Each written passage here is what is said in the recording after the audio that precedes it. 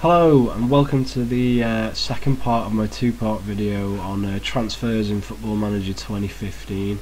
I think we'll just dive straight back into it.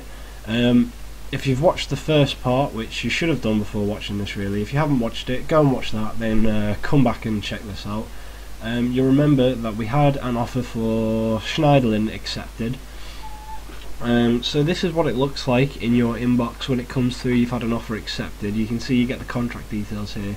First thing I like to do is click view offer and get it bigger. It's just easier to look at. So what I'm going to do now is I'm going to go through every area on this screen and give you a rundown of how it all works. So first thing to notice is contract type full-time. For I would say 99% of the players you're going to try and sign, that's just going to be the only option you can pick. Unless you're like a super low down club, then you don't even need to think about that. It will just be full time. Second is player. This can vary. Say you've got someone that you want to offer a job as a coach as well as a player. If that's an option, then it will be listed as an option here. So say I went squad, where is he? Steven Gerrard. See if we can get him to do it now actually. What is it going to be under? Interaction, advice, recommend possible future staff role. There we go. And now you'll see for Steven Gerrard, actually I think we need to, just bear with me, it's worth showing you this actually. Okay, so now for Steven Gerrard, where is he? There he is. You can see if you go up here, you've got player attributes, which are the normal ones, and staff attributes.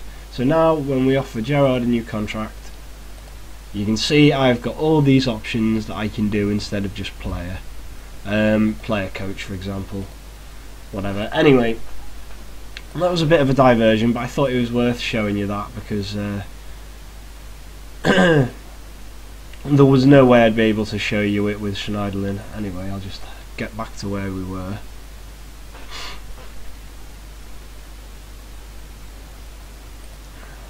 Okay, so back to where we were. So that's the job section. Next is squad status. This basically you want as low as possible because the higher squad status you select, the more the player you're signing is going to expect to be playing games. So unless you know that the player you're signing is going to be a nailed-on starter, then don't pick a key player. What this does as well is the amount you can offer them is adjusted. So you can obviously, if you select key player, you can offer them more in terms of wages and signing on fee and everything than you could if you had them as first team. But like I said, unless you're buying an absolute star player, don't go for key player, because if you sign a player labelled as a key player and they don't play much, they're going to start moaning and disrupt your squad. You also get the option when you're signing younger players to have a hot prospect for the future, as well as these, and that also helps with the fans. So if you buy a player that's that you've said is the squad status is a hot prospect, then they're not going to expect that player to be playing, and you won't be judged as harshly as if you signed a first teamer and they don't play. So that's important to remember. Transfer date, immediate. That's going to be something that you pretty much always have.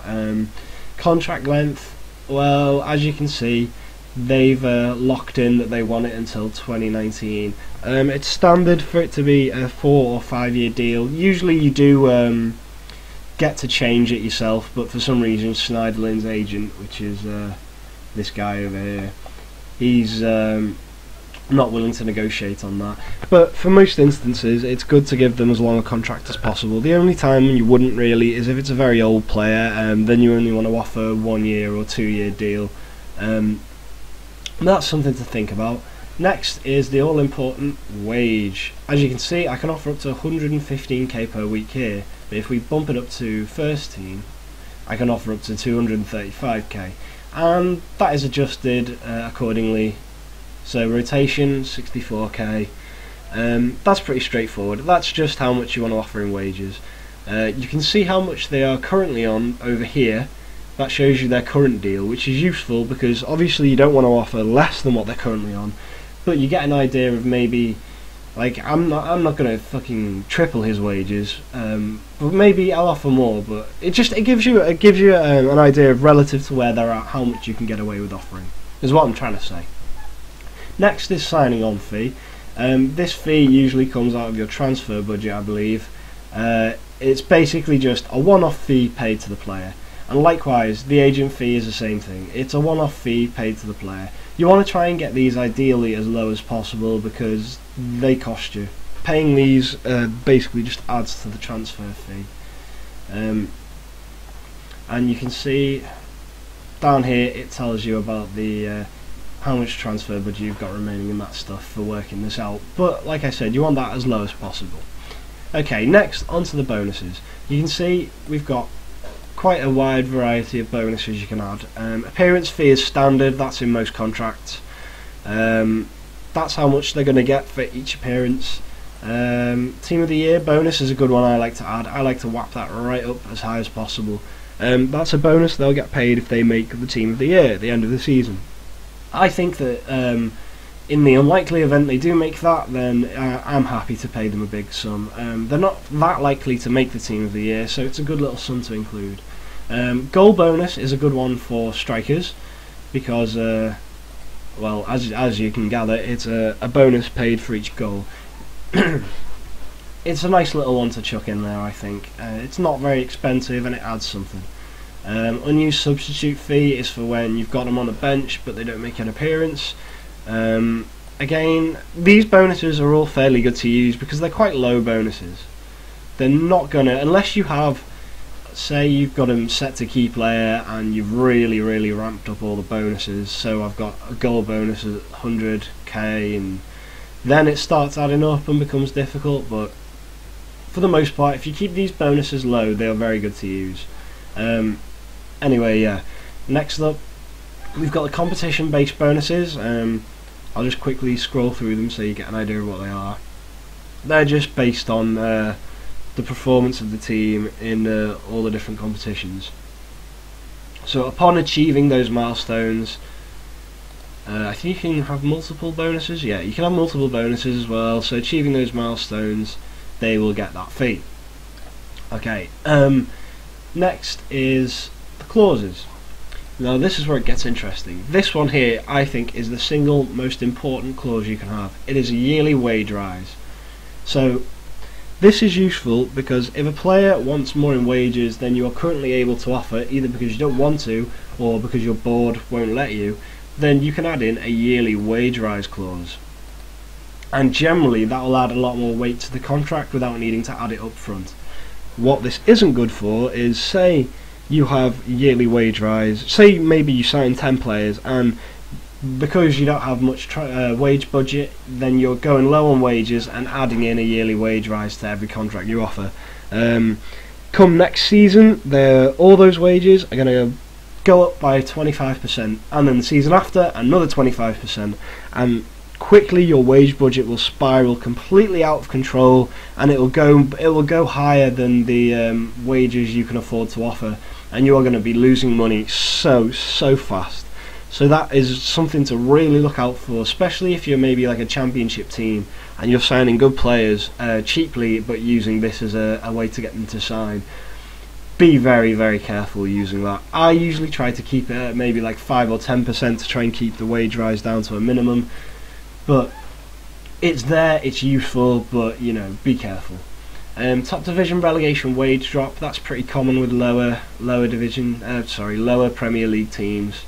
It is what it is. The wages drop if you get relegated.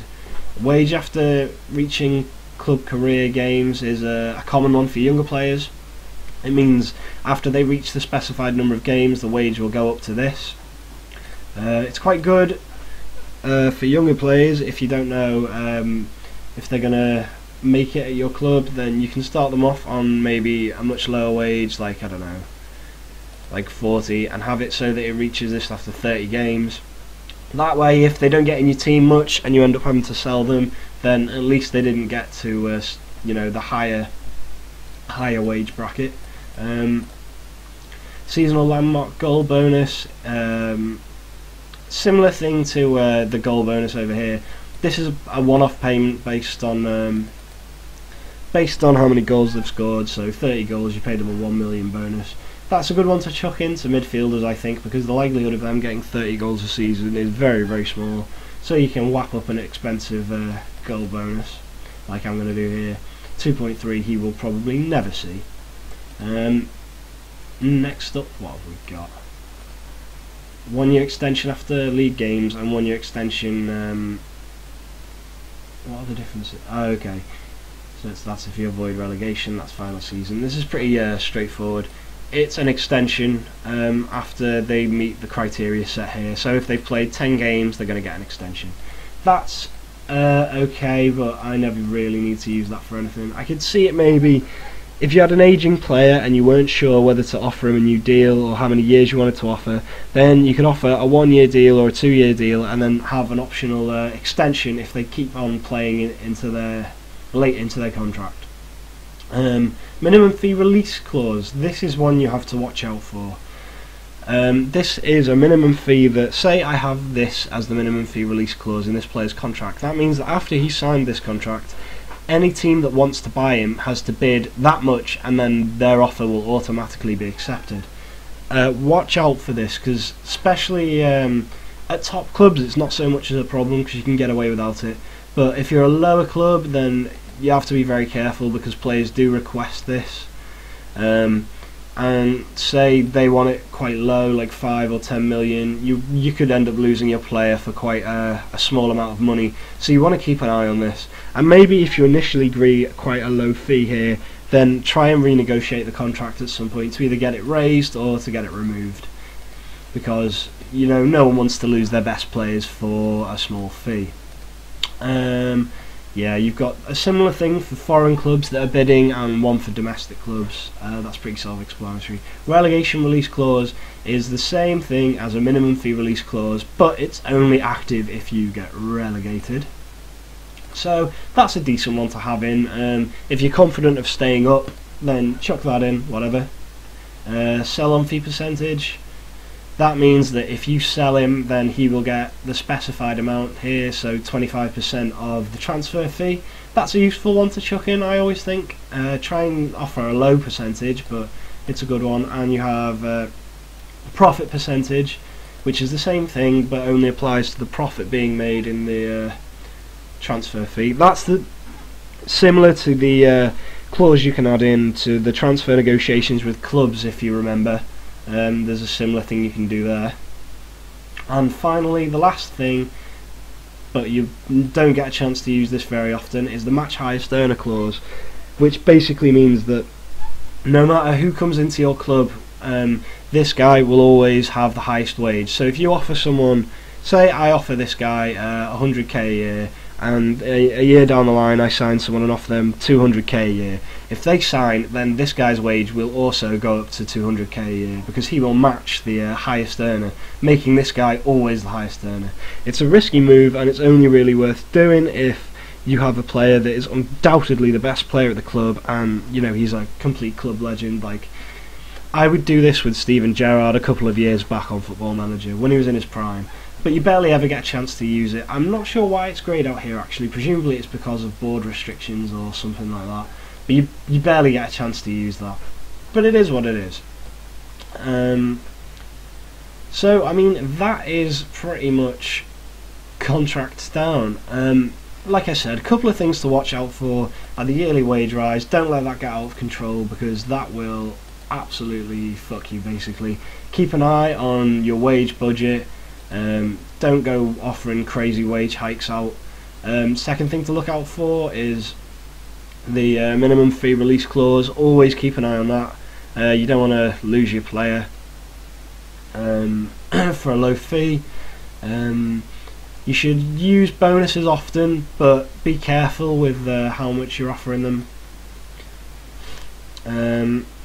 But yeah, that is more or less it. Let's draw up a real contract then, and I'll show you the negotiation process. Let's reset everything back to this is his original demand. So he wants first team. I will offer him rotation. 56k.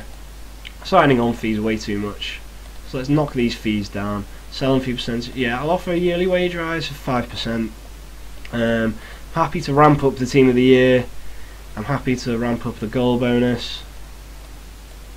If we scroll down, winning the FA Cup, I'll have to board by the way, when it's got orange around it, that means that the board won't let you have it that high. That's what that means, in case you're wondering. Let's add in seasonal landmark goal bonus, 30 goals. Let's see what happens. Okay, so now they've come back and negotiated on these areas. It tells you up here the progress that's being made. You usually get about 3 or 4 rounds of negotiating before they'll pull out, but that depends on the agent. And you can see over here that you get the relationship with the agent and the agent's personality. That dictates how willing they are to negotiate. But you can see they're hanging on for first team, so I'll let them have first team, but maybe I'll still go for 60k. Signing on fees still way too much, but let's move it up a bit and let's knock down the agent fee. Okay, so as you can see, we've negotiated down on the wage a bit, but still for me too much. Signing on fee still way too much. I'm not happy with that at all. I don't want to pay all that up front, so I'm going to reduce that. Yearly wage rise, maybe ramp that up a little bit. What I will do is add in the wage after reaching club career games. I'll add that up to 70k after 30 games, so maybe at the end of the season, if he's been a good player for me, then his wage can go up.